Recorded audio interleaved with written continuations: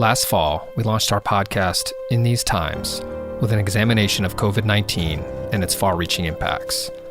This season, we're focusing on Black lives and exploring the nation's complex history with race. We'll consider some challenging questions. Who controls the narrative about the U.S.? How far have we moved beyond our history of enslavement and Jim Crow? Are we at a moment of reckoning? In these times, knowledge is more important than ever.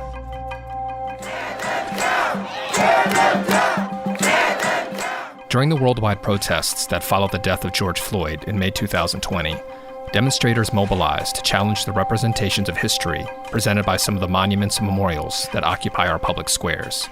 For years, many had spoken out against artworks that honored Confederate officers or slave owners. In 2020, protesters took action. As protesters at a Black Lives Matter march in the port city of Bristol toppled a statue of 17th century slave trader Edward Colston. The city of Philadelphia has removed the statue of former Mayor Frank Rizzo overnight. Rizzo was considered an icon amongst conservative groups, but many Philadelphians say that the statue represents racism, bigotry, and police brutality. In Boston, protesters beheaded the Christopher Columbus statue. In Virginia, they threw it in the water. These images caught the attention of Native American groups in Minnesota who have petitioned for years to take down a 1930s-era Columbus statue here. I spoke with one of my elders this morning, and he said, you can't do it that way. You can't be passive anymore. You have to go down there. You got to take it down. A year later, more than 100 monuments have been removed in the U.S. by protesters and by government and property owners. Today, we talk to an anthropologist, a sociologist, and an art historian about why there has been such a focus on these public symbols in this moment and how they shape our historical narrative and myths. Welcome to Episode 4, National Myths and Monuments.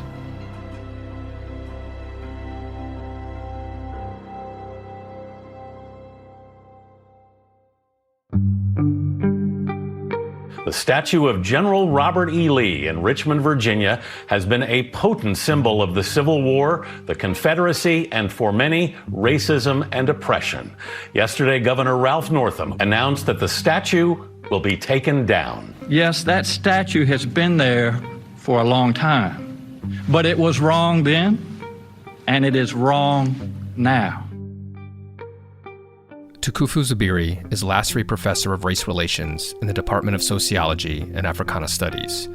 His research focuses on race and African diaspora populations, and he was the founding director of the Center for Africana Studies. Look, the racism inherent in putting up a statue of Robert E. Lee in a very public place without a disclaimer and a cover so that I don't have to see it is an insult. And the only way people don't see it as an insult is because of a fake conversation about what the Civil War was about. It is a way to hide the truth. When you don't recognize that the Civil War was about the continued enslavement of Africans in this country, then you don't understand the Civil War. And you don't understand U.S. history. And you cannot understand U.S. history if you do not understand Native American history. You cannot understand American history if you do not understand African American history. You cannot understand American history if you do not understand the history of women in this country. And let me put it to you like this. Most people do not understand American history. So was I shocked about the tearing down of statues in London, statues in South Africa, in Cape Town, statues in the United States, statues in Virginia, statues in the Carolinas, statues all over this country? No, I invited this form of public rejection of Eurocentric narratives that have led us to the brink of human destruction. And going forward, people need to know George Washington. They need to know some of the things he did that were good, but they need to know also he was one of those who misdefined the potential of democracy, who misunderstood what the independence of the United States could mean. And so these misunderstandings are what we need to capture.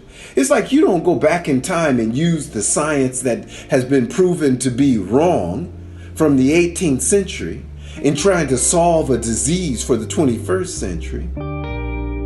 For years, Professor Zubiri has been engaged in bringing a fresh view of culture and society to the public through film and television, his books and lectures, and interactive social media and exhibitions.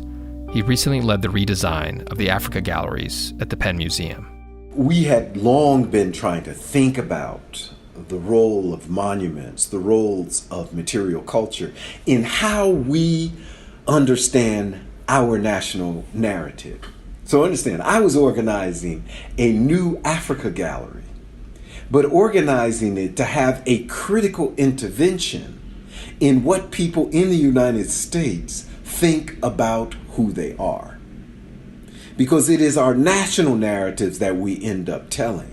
It is not the narratives of those places. It is not the narratives of the past.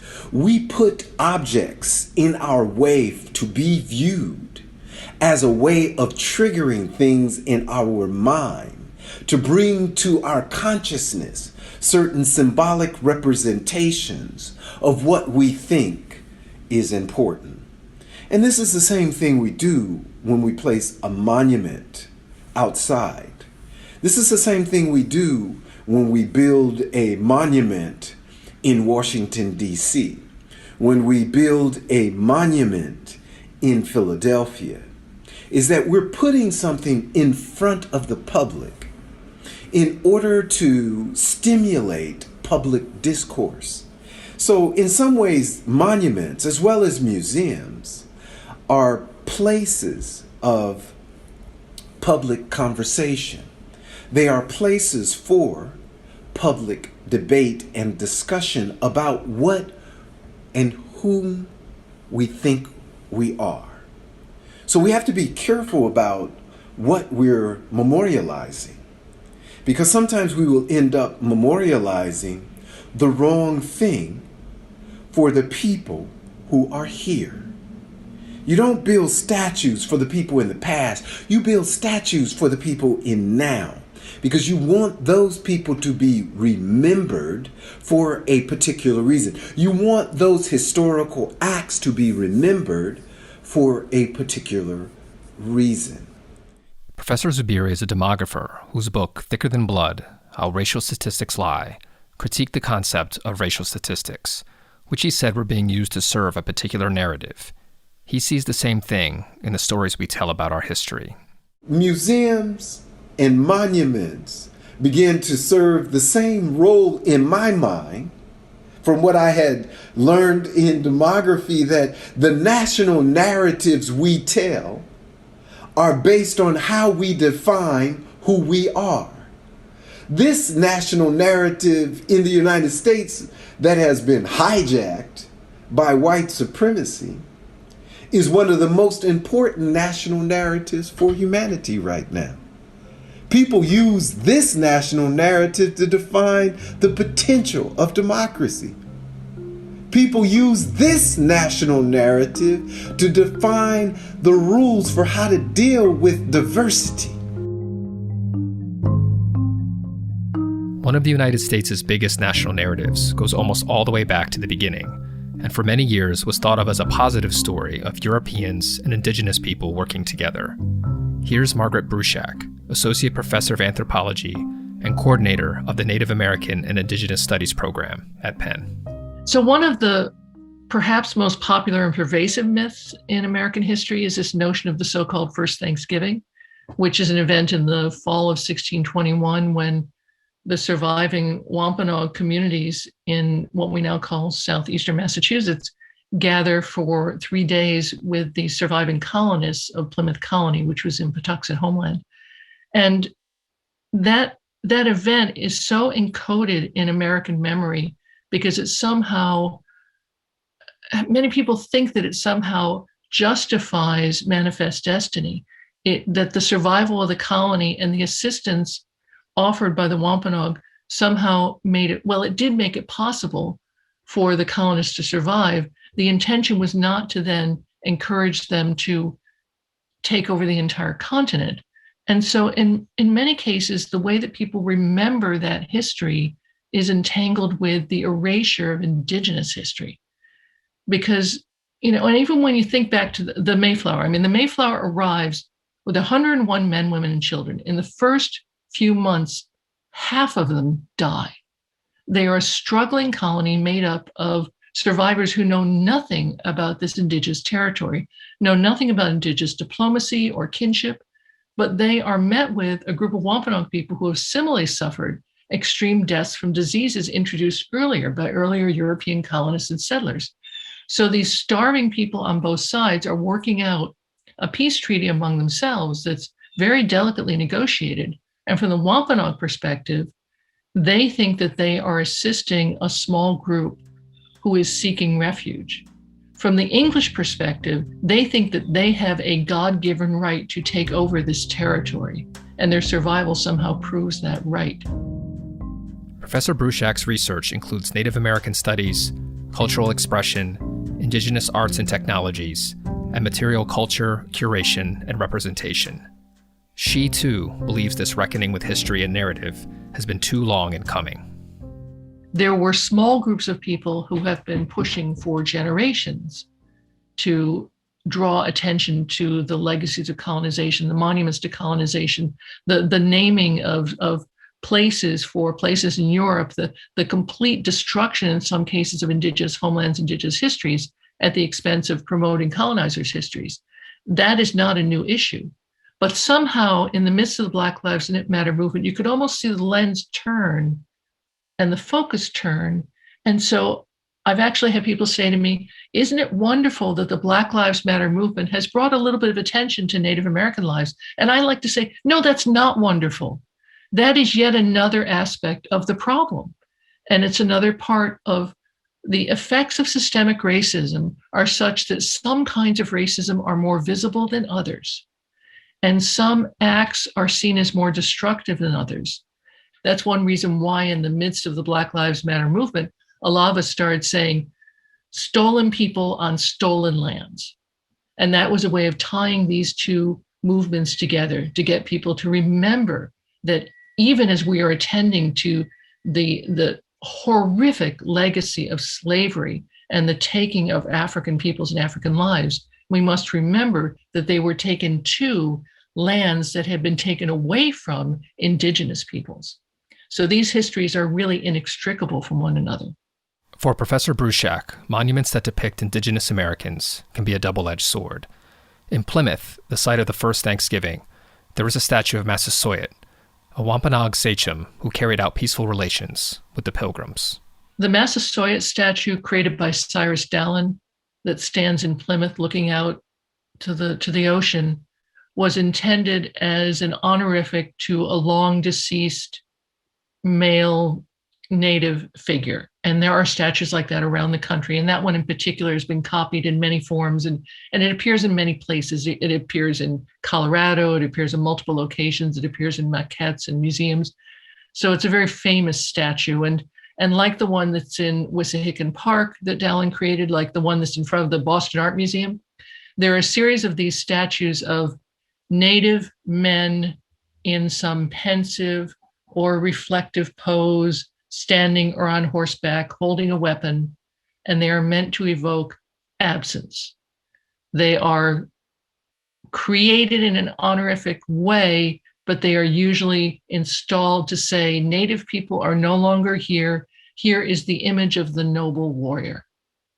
But the one in Plymouth has been completely taken back conceptually by the American Indians of New England, by the Wampanoag community, by the Nipmuc community, by multiple Native communities and activists, including the American Indian movement, who created a day of mourning that takes place on Thanksgiving every year, when hundreds of Native people gather around that monument with Massasoit as their inspiration for speaking back to colonization, for saying we are here despite everything that we encountered and we endured. We are here despite the attempts at manifest destiny. We are here to remember that this is where it started.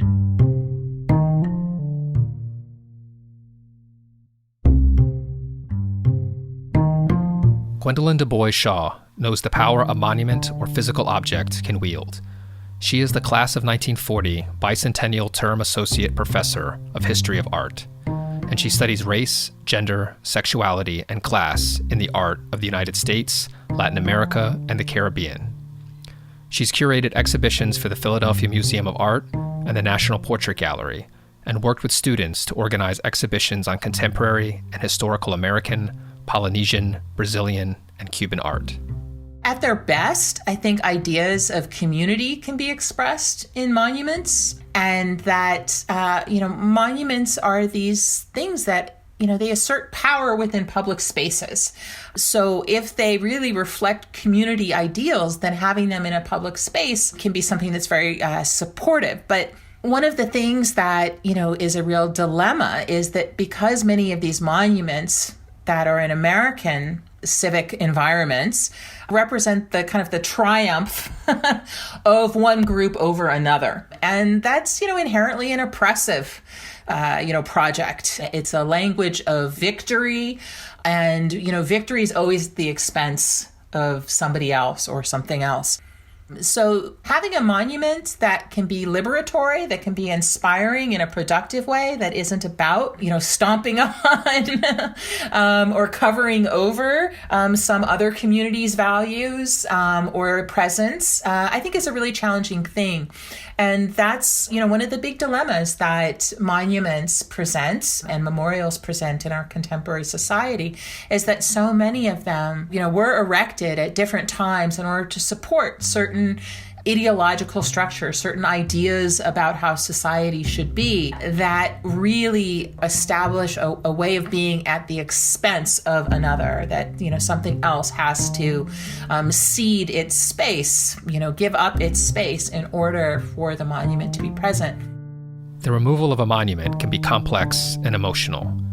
During the summer of 2020, a group of residents in Philadelphia came out to guard a statue of Columbus against removal. And the process of changing our larger national ideas about Columbus has been one that's been in process for the last, 40 or 50 years. We're just beginning to think about changing the name of the holiday that celebrates Columbus to Indigenous Peoples Day, to recognize the people whose world his arrival drastically impacted. And it's very hard for communities, particularly immigrant communities like Italian Americans, who saw themselves in this figure and saw their right to Americanness in this figure for so long. And it can be very hard for those people who are most fervent about it to recognize the pain and honor the pain that those same monuments represent to the people upon whose ancestors that triumph was achieved. And there aren't easy answers, and for myself, I have very mixed feelings about the destruction of monuments and also about the preservation of monuments. And I think that each situation is really singular, and that there aren't blanket answers that scholars can provide or that communities should follow, because our communities are constantly in flux, constantly changing. Another statue has been debated less because of whom it depicts than how. The Emancipation, or Freedmen's Memorial in Washington, D.C., was funded by formerly enslaved people. They collected money to pay a white sculptor, Thomas Ball, who designed a memorial which shows Abraham Lincoln with a kneeling enslaved person in front of him, whose chains have been broken. And so to think about, who and why, and what the visual language was at the time that sculpture was made, I think is important to considering whether or not to remove it, because the intention behind it was very different than the reception of it today. In that moment, enslaved people wanted to show that they were present and that they could organize and activate their collective feelings about emancipation. and they were working within parameters. They had to commission an artist, and this was the guy to get it from. And, if we know the history of it, I think it's really different to consider it and whether to take it down. However, it does show a very paternalistic view of what emancipation meant at that moment.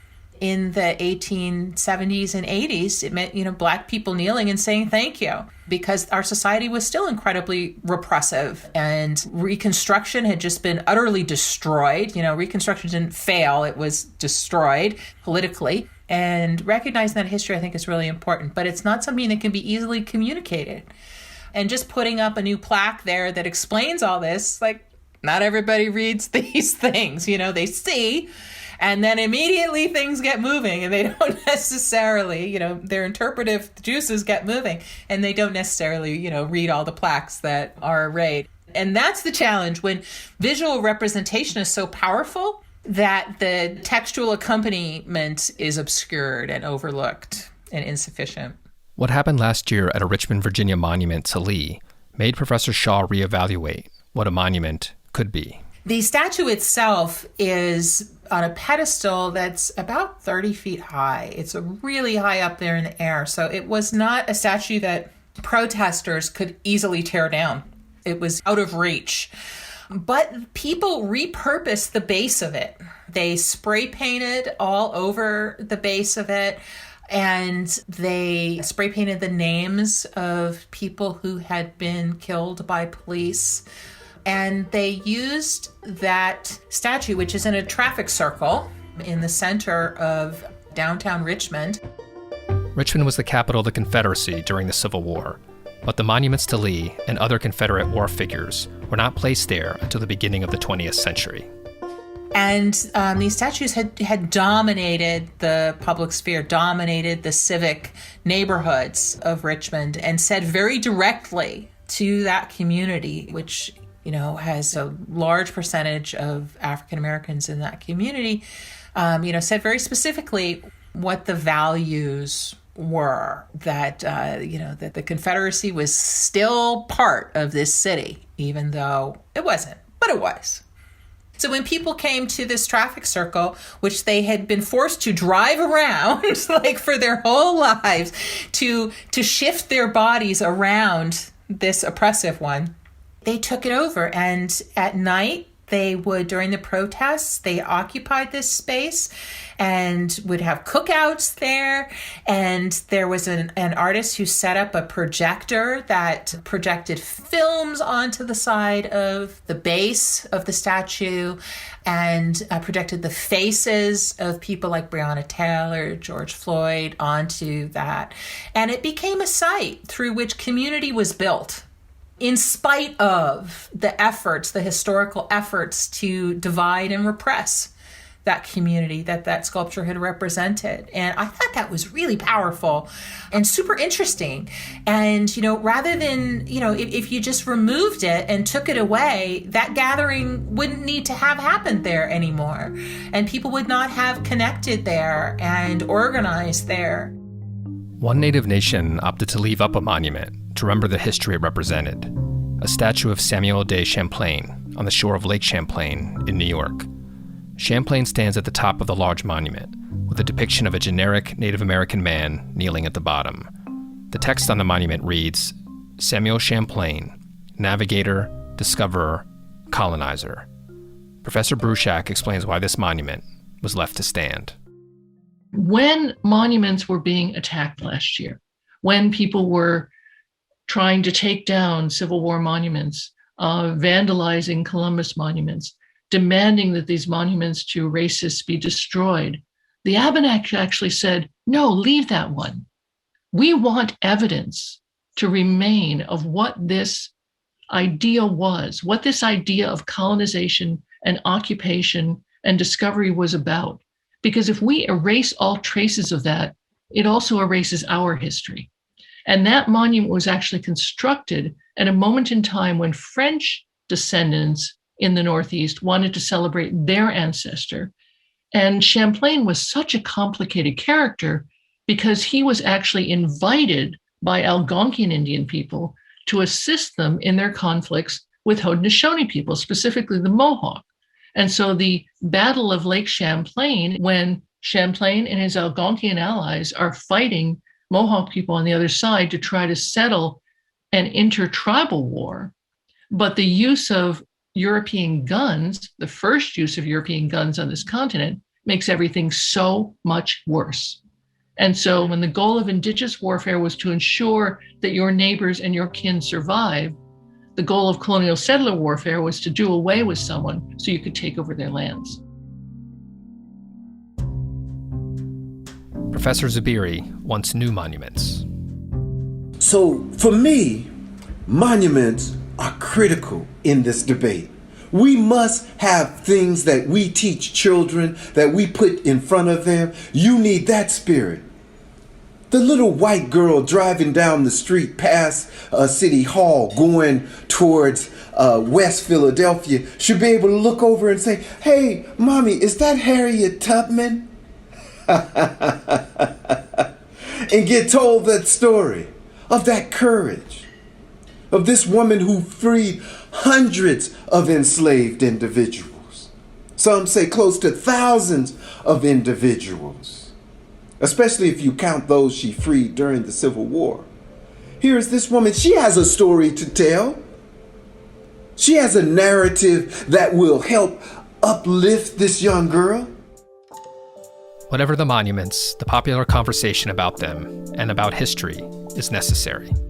There's a struggle right now, and people are struggling to define what the future of the United States would be. But now we know, okay, that depends on how we interpret the past. Now more than ever, we recognize that this battle over the past is about now. The United States is in need of reconciliation. To reconcile with its future, it will need to change how it looks at its past. To move forward as a nation of a people who think they related to each other, you will have to change the narrative of the past to be more inclusive of the voices left out. You can't just tell a white lie over and over and over and over and over again and it get any more than being a white lie. You tell a white lie 1,000,000 times, and the 1,000,000th time you tell it is gonna be a white lie. The only thing that can fix a white lie is the truth. And the truth is, you can't understand the history of Philadelphia if you don't understand the history of the Underground Railroad. If you don't understand the history of the fight, right, for the 15th Amendment, if you don't understand the history of the fight for the right to vote, for everybody to have the right to vote in Philadelphia, for women to have the right to vote in Philadelphia, okay? You cannot understand that. So somehow we need to get beyond the ignorance, which is the national narrative we've been telling ourselves, and move towards a narrative which is inclusive of stories that have been blocked.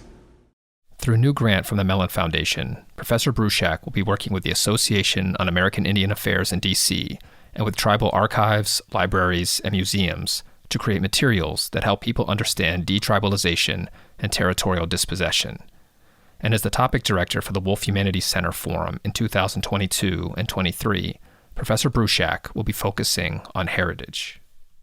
And the goal there will be to work with Native playwrights, Native authors, and even creating a graphic novel, but creating materials that grapple with this notion of heritage and create better understandings of how we remember histories in Philadelphia and elsewhere.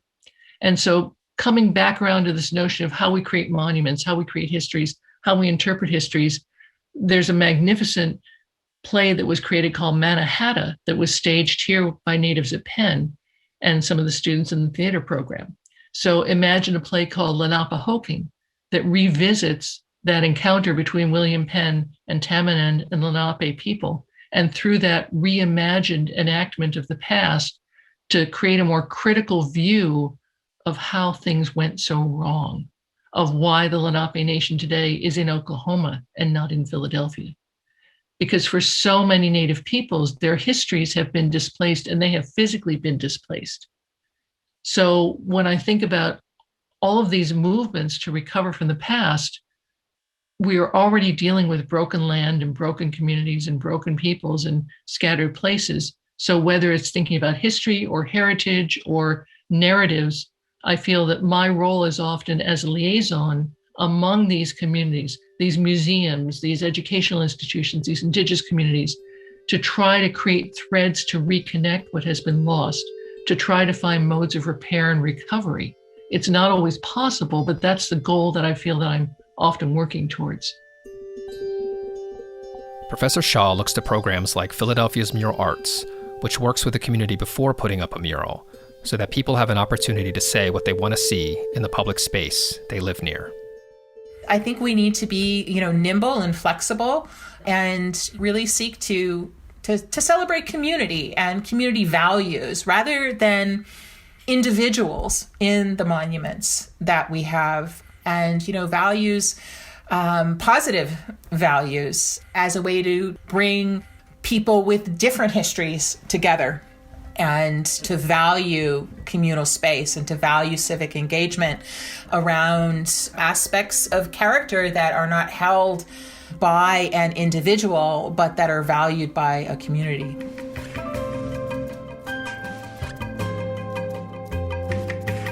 This wraps up episode 4, National Myths and Monuments. Join us in 2 weeks for our 5th episode, Environmental Justice and Race, where we'll hear from an English professor, a sociologist, and a college junior who was a public research intern at the Penn Program in Environmental Humanities. In These Times is a production of Penn Arts and Sciences. Special thanks to Professors Margaret Bruchac, Gwendolyn DuBois Shaw, and Tukufu Zubiri. I'm Alex Shine. Thanks for listening.